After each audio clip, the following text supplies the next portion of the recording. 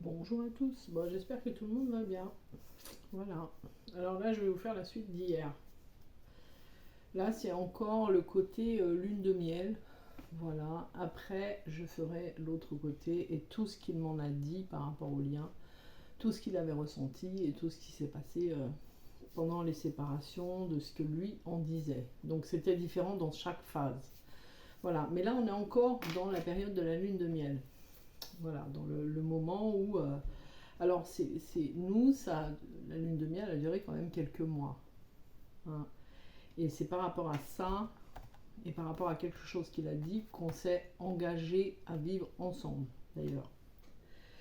Donc, euh, ici, c'était la première partie. Dans les peurs, il arrivait à verbaliser ses peurs, que du coup, je le laisse comme je le disais hier. Donc, je vais continuer avec la suite.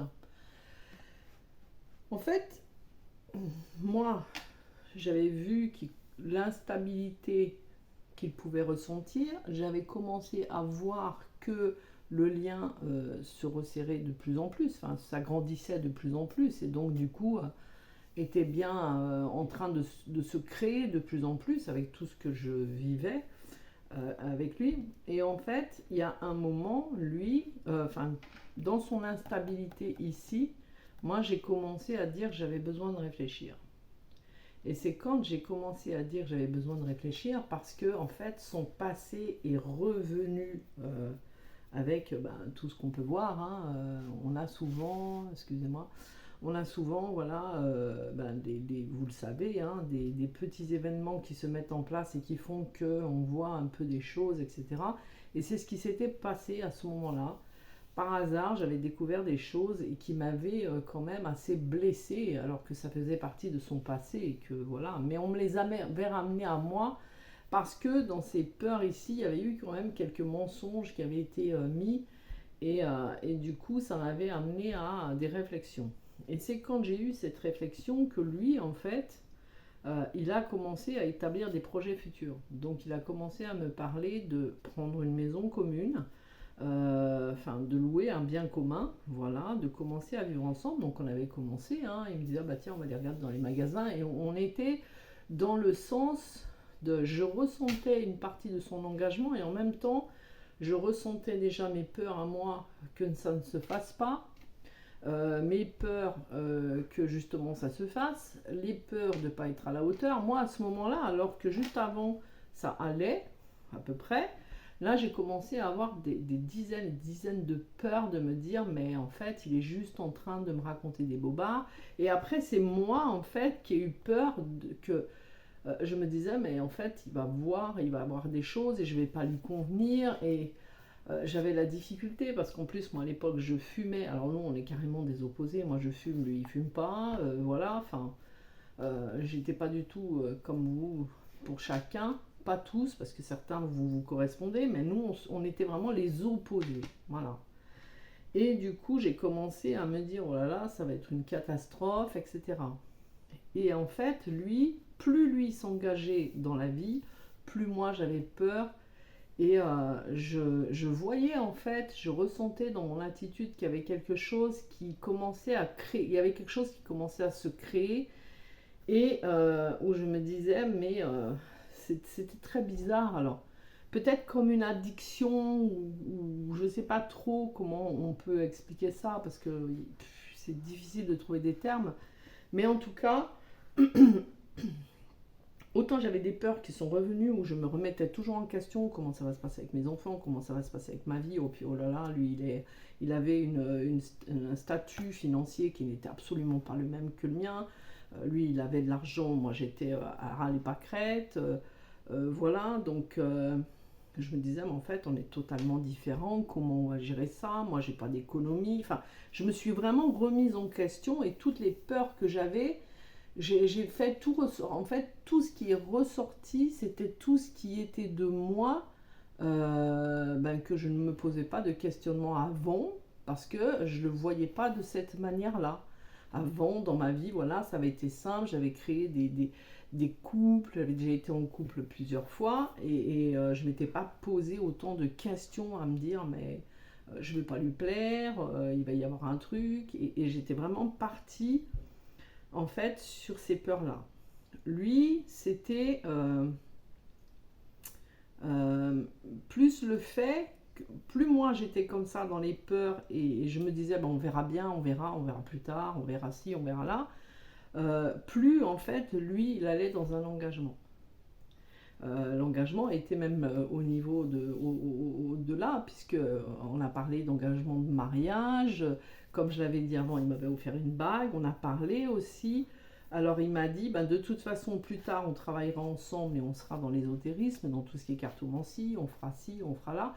Donc lui était vraiment pris là-dedans, euh, à vraiment, vraiment être installé. Donc, on avait fait plusieurs recherches de maison, on avait fait plusieurs choses comme ça. On est même, même au tout début, dans cette partie ici, il m'avait demandé, alors qu'on se connaissait à peine depuis un mois et demi, de partir en vacances. Parce que tout ce que je vous raconte là, c'est pas ça s'est fait, enfin, c'est pas en un an. Tout ce que je vous raconte là, ça s'est fait en 5 mois, hein, 5-6 mois. 5 mois, oui, un truc comme ça. Et encore, je suis large. Donc, en fait, son engagement à lui a été très rapide. Et du coup, moi, les peurs, alors que je venais juste de quitter 10 ans d'une ancienne vie, pour moi, je commençais à voir que j'étais libre, indépendante, qu'il fallait que j'aille vers mon autonomie, qu'il fallait que je change certaines choses, je voulais changer certaines choses de ma vie, je voulais connaître plein de choses. Je parle pas avec d'autres personnes, je parle de la vie en général, voilà, de m'installer en fait avec mes enfants. À ce moment-là, moi, ce qui m'intéressait, c'était le fait qu'on soit séparés par la distance, bien évidemment, il me manquait et c'était difficile. Ça a été beaucoup plus dur pour lui, cette distance, qu'elle a été pour moi. Parce que moi, j'avais mes enfants, j'avais ma vie, j'avais mes animaux et j'avais une vie déjà ancrée. Et en plus, j'habitais dans la maison que j'ai vécue avec mon ex-mari.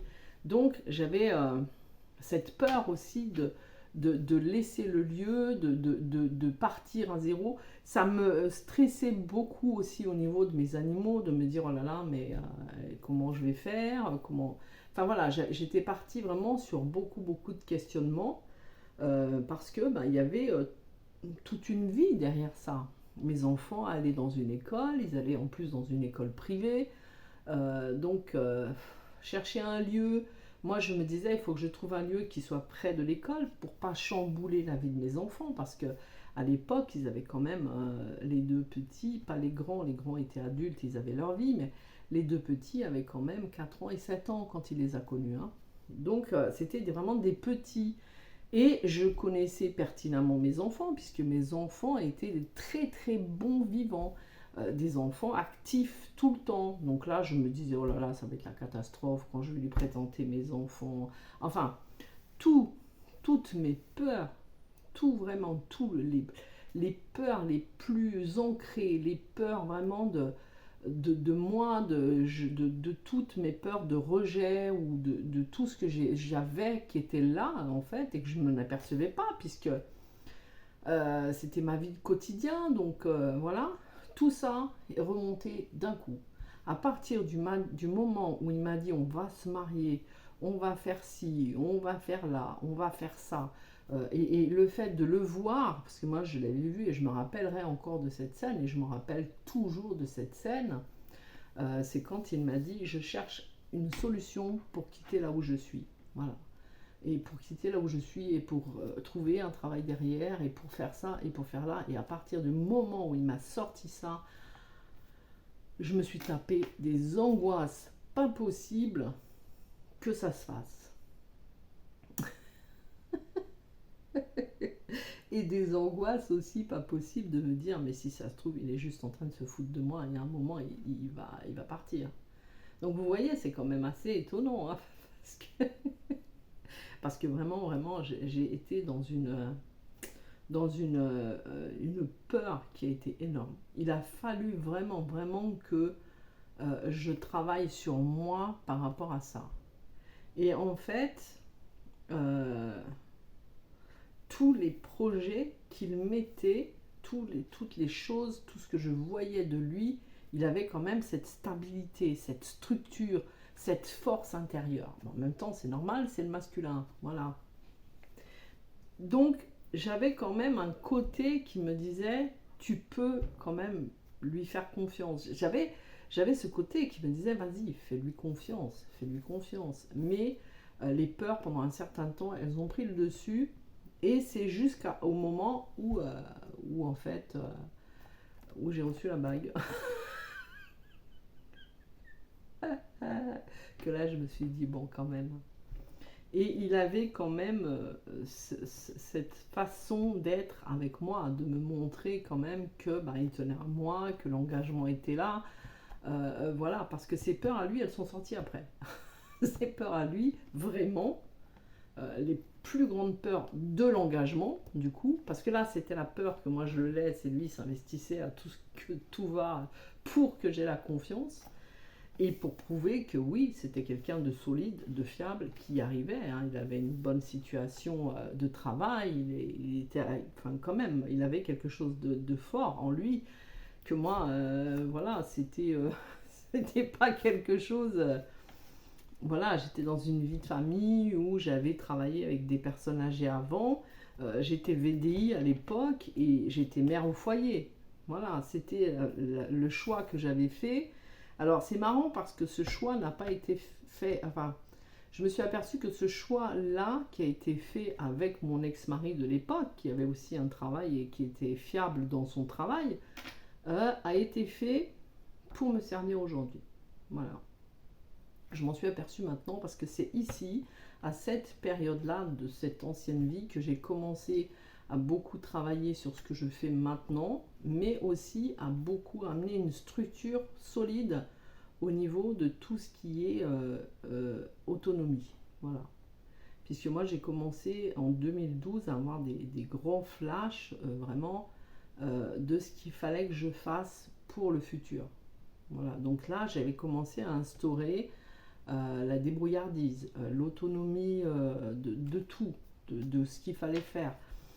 J'ai commencé à cette époque, 2012, à être, j'ai pas honte de le dire, hein, c'est la vérité, à être dans le survivalisme. Donc j'ai suivi moi-même un homme survivaliste qui m'a appris une autonomie. Voilà, de comment faire, comment se débrouiller.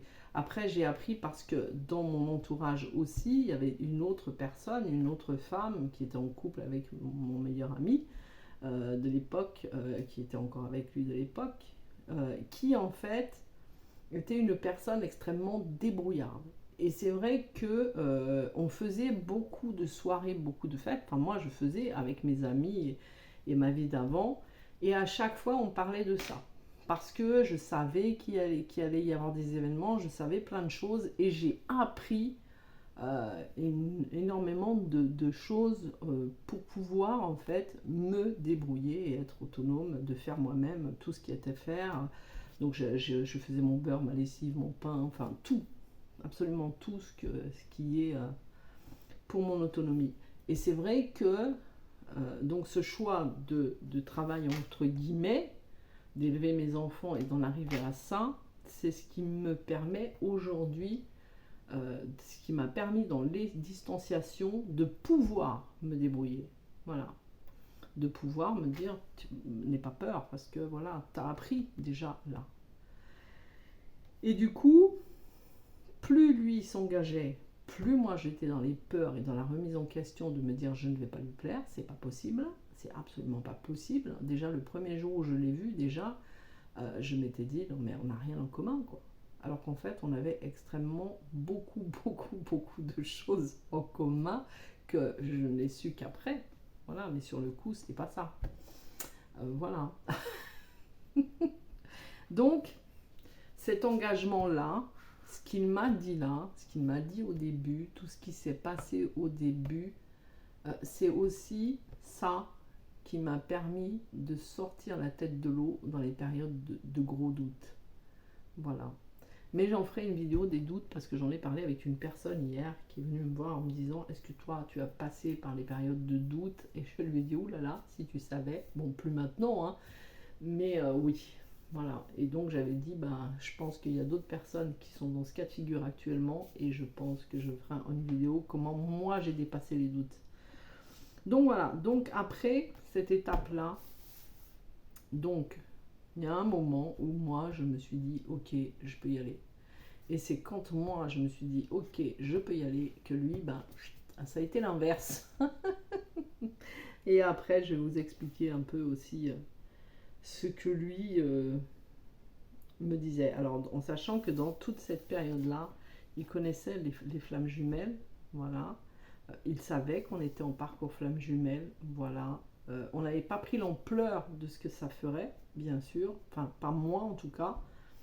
Euh, et, euh, et lui, par contre, s'était déjà renseigné sur tout ce qui est parcours flammes jumelles, voilà. Donc la suite, je la ferai prochainement, si je peux aujourd'hui. Je vais faire aussi le tirage du masculin sacré aujourd'hui. Donc je vais voir un peu comment je vais faire au niveau de ma journée. Voilà. Allez, je vous embrasse, à tout bientôt. Ciao, ciao. Prenez soin de vous.